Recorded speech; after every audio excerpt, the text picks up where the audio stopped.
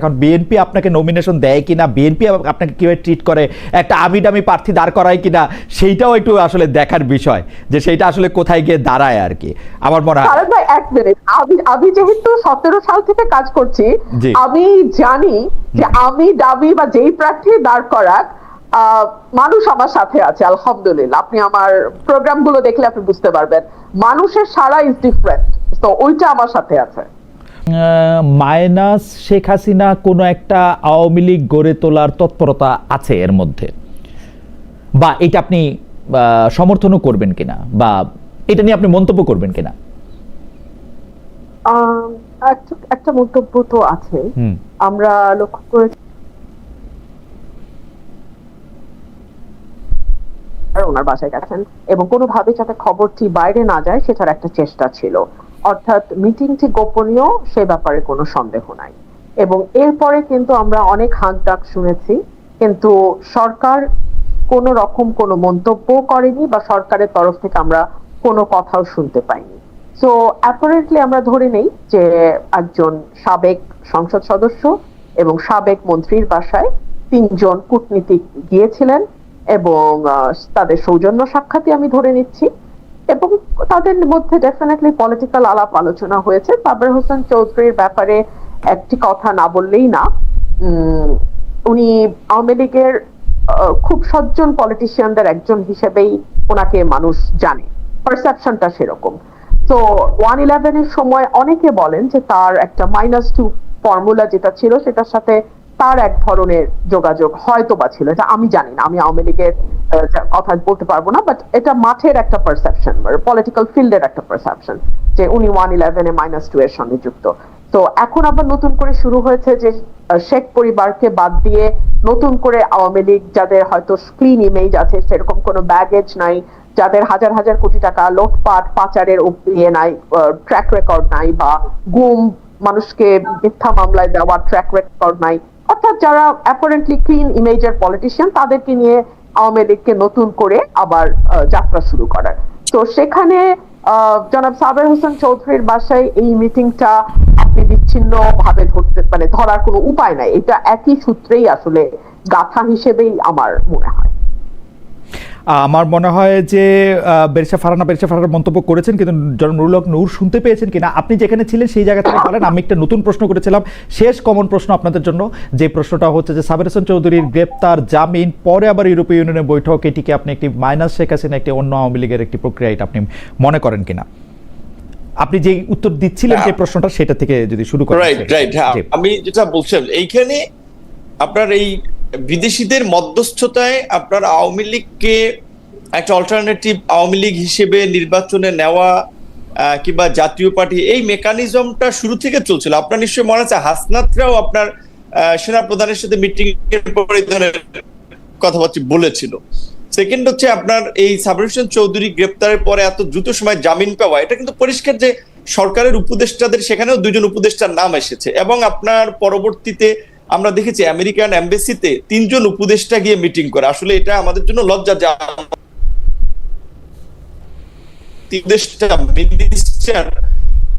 আপনার American embassy থেকে meeting করলে ঠিক ছিল। তো এখন সরকারের মধ্যে এই কারণে হয়তো যেটা বলেছেন যে আমরা যেটা ইউএন মিটিং এও দেখলাম, 3টা পার্টি নিয়ে গেছেন, জামাতকে, বিএনপিকে, একটা পার্টি, একটা নিউ বেবি, আপনার কোন বিবেচনায় নিল? ধরেন বিএনপি একটা বড় আছে, ধরলাম যে তাদেরকে নিয়ে গেছে সেই বিবেচনায়, কিন্তু তারপরে জামাতকে কিংবা এনসিপি কে, তার মানে সরকার তো এই 3টা পার্টির মাধ্যমে একটা সমঝোতার নির্বাচন, সিট ভাগাভাগি নির্বাচন, যেটা রুমিন ফারহানা বলেছে যে তার এলাকায় সে যেহেতু সরকারের ক্রিটিসিজম করে, তার প্রতি নির্বাচনে কি ধরনের ট্রিটমেন্ট হয়, আমিও তো শঙ্কায় আছি, বা আমাদের প্রতি কি ট্রিটমেন্ট হয়, কারণ 3টা পার্টিকে তো সরকার ওন করছে, বাকিদেরকে তো ওন করছে না, এটা সরকার আচার আচরণে দেখা গেছে। তো এই ধরনের একটা পক্ষপাত এইদিকে একদিকে দেখা যাচ্ছে, জাতীয় পার্টির বিষয়ে নীরবতা দেখা যাচ্ছে, জাতীয় পার্টির কার্যালয় পাহারায় পুলিশ থাকে, আর্মির লোকেরা থাকে, এবং তাদের বিরুদ্ধে কথা বলতে আমাদের নিষেধ করা হয়, প্রোগ্রাম করলে সেখানে হামলা করা হয়। তো তার মধ্যে দিয়ে পরিষ্কার যে সরকার নিজেদের না, কিন্তু জনাব নুরুল হক নূর, এইটা কিন্তু সমঝোতার মাধ্যমে একটা সেফ এক্সিটের কথা ভাবছেন, এটা বলাই যায়। কিন্তু জনাব নুরুল হক নূর, আমি কিন্তু এই প্রশ্নটা আপনাকে একটু পরে করতে চাইছিলাম, কিন্তু এখনই একটু করতে বাধ্য হতেছি, যে সেটা হলো যে আপনার উপরে কারা আঘাত করছে, কারা মারছে, ভিডিওতে এই ছবিটা কিন্তু স্পষ্ট।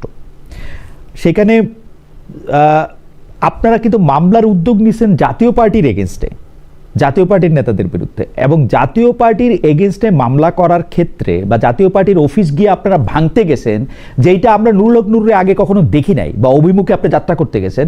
এটা একটা এক্সিকিউটিভ সিদ্ধান্ত হবে। আপনি যদি মনে করেন সেই এক্সিকিউটিভ সিদ্ধান্ত এক্সিকিউটিভ কর্তৃপক্ষের করতে হবে, আপনারা তাদের দিকে যাবেন। আপনারা জাতীয় পার্টির দিকে গেলেন কেন?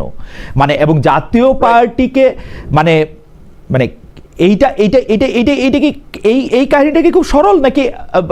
নুরুল হক নূর, আপনি জানেন যে আপনাকে আমি অনেকদিন চিনি, আমি কিন্তু আমার এই প্রশ্নটা করতেই দিছে, আপনি কি কারণে দিয়ে সেট আপ হইলেন যে? এটাই আমি বলতেছি খালেদ ভাই, এইখানে প্রথমত মিডিয়ায় হয়তো বিষয়টা সঠিকভাবে তুলে ধরতে পারে না। দেখেন, আমরা ওই দিন প্রথম একটা মিছিল করে আমাদের মিছিল সমাপ্ত করেছি। তারপরে যখন জাতীয় পার্টির মহাসচিব এবং চেয়ারম্যান তারা যখন সংবাদ সম্মেলন করে আমাদের বিরুদ্ধে কতগুলো মিথ্যা অ্যালিগেশন দিলেন যে তারা জাতীয় পার্টির কার্যালয় দখল করতে আসছে, প্রস্তুতি নিয়েছে। আসলে আমাদের প্রথম মিছিল তো পিসফুলি শেষ করেছে, আমাদের এই ধরনের কোনো ইন্টেনশন ছিল না। তাহলে তো এই গণ অভ্যুত্থানের 1 বছর পরে কেন আমরা দখল করতে যাবো? এটা তো শুরুর দিকেও করতে পারতাম যদি আমাদের ওই ধরনের ইন্টেনশন থাকতো। দ্বিতীয়ত, এই 1 বছরে আমাদের গণ অধিকার পরিষদের কোন নেতা কর্মীর বিরুদ্ধে এই ধরনের কোনো মব তৈরি করা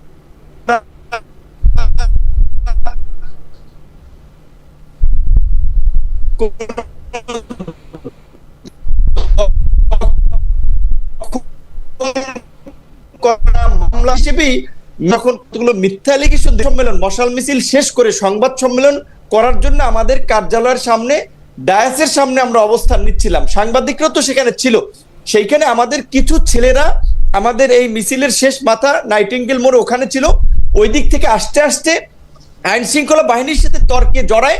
সেইখানে তাদের উপরে অ্যাকশন করতে করতে তারা আমাদের কার্যালয়ে আসে এবং আমাকে যেভাবে টার্গেট করে বাঁশ দিয়ে লাঠি দিয়ে মানে যেভাবে আক্রমণ করেছে, এটা পরিষ্কার ছিল যে তাদের একটা সেদিন একটা কিলিং মিশন ছিল এবং সেই হামলাটা চালিয়েছে পুলিশ এবং সেনাবাহিনী। সেখানে পুলিশের পক্ষ থেকে বলা হয়েছিল ডিএমপির কোনো নির্দেশনা ছিল না, আর্মির পক্ষ থেকে বলা হয়েছে। আমরা অবাক হয়েছি এবং আমরা যতটুকু জানতে পেরেছি, এখানে এই জাতীয় পার্টিকে যারা পৃষ্ঠপোষকতা করছে, আর্মির মধ্যে একটা অংশ যারা আওয়ামী লীগকে কামব্যাক করাতে চায়, তারাই এই ঘটনাটি ঘটিয়েছে। আমি মামলা করি নাই, এখানে আমাদের একজন ছাত্র নেতা জাতীয় পার্টির বিরুদ্ধে মামলা করেছে। আমি আইনজীবী, মানবাধিকার সংগঠনের অনেকের সাথে কথা বলেছি, তারা বলেছে যেহেতু একটা বিচার বিভাগীয় তদন্ত কমিশন হয়েছে, আগে দেখেন সেই কমিশনটা কি রিপোর্ট দেয়, তারপরে আপনি মামলা করেন। তো আমি ইতিমধ্যেই আইনজীবী সহ মানবাধিকার সংগঠনের কর্মীদের সাথে কথা বলেছি যে প্রয়োজনে প্রতিষ্ঠান হিসেবে যদি আর্মির বিরুদ্ধে মামলা করা লাগে, কারণ এটা তো হোল আর্মি ইনভলভ না, আর্মির কমান্ডিং অফিসার যারা সেদিন ছিল তারা ইনভলভ, তাদের শাস্তি নিশ্চিত করার জন্য যদি আন্তর্জাতিক অপরাধ আদালতে হেগেও যাওয়া লাগে আমরা সেটা হেগে যাব। যেমন গুম খুনের বিচারের দাবিতে আমরা যেমন আয়নাগরের বিরুদ্ধে সোচ্চার ছিলাম, এই ঘটনায় যারা জড়িত ছিল তাদের বিচারের দাবিতে আমরা সোচ্চার আছি এবং থাকবো। জাতীয় পার্টির সাথে ওই দিন আমাদের কোনো সংঘর্ষ হয় না, এটুকু আমি আপনাকে বলে রাখি, এবং কোনো ক্ল্যাশও হয় নাই দুই পক্ষের ওইভাবে। সেখানে একটা মিথ্যা এবং একটা অস্পষ্ট বার্তা মিডিয়ার মাধ্যমে এইখানে ওই আর্মির মধ্যে ওই অংশটা যেই যারা আগে মিডিয়া কন্ট্রোল করতো, ডিজিএফ এর যে সমস্ত সেল টেল গুম খুন করেছে, তারাই ওই দিনের এই নিউজটাকে হাইড করার চেষ্টা করছে এবং সরকারের এই বিচার বিভাগীয় তদন্ত কমিশন ঠেকানোর জন্য তারা বিভিন্ন উপদেষ্টারকে ব্যবহার করার চেষ্টা করছে। সুতরাং এইটা আরো পরিষ্কার হবে তদন্ত কমিটির রিপোর্টের পরে। তদন্ত কমিটির রিপোর্টের পরে তাহলে আপনি এই বিষয়টাতেও আপনি একটু মন্তব্য করেন যে জনাব সাবের হোসেন চৌধুরীর গ্রেপ্তার, জামিন, তার বাসায় উপদেষ্টাদের বৈঠক একটি ক্লিন ইমেজের আওয়ামী লীগ গঠন করার বা একটি মাইনাস শেখ হাসিনা আওয়ামী লীগ গঠন করার কোনো প্রক্রিয়া হিসেবে এটা আপনি কি দেখেন কিনা, যেটিকে ব্যারিস্টার রুমিন ফারহানা একটি প্রক্রিয়া হিসেবে দেখছেন?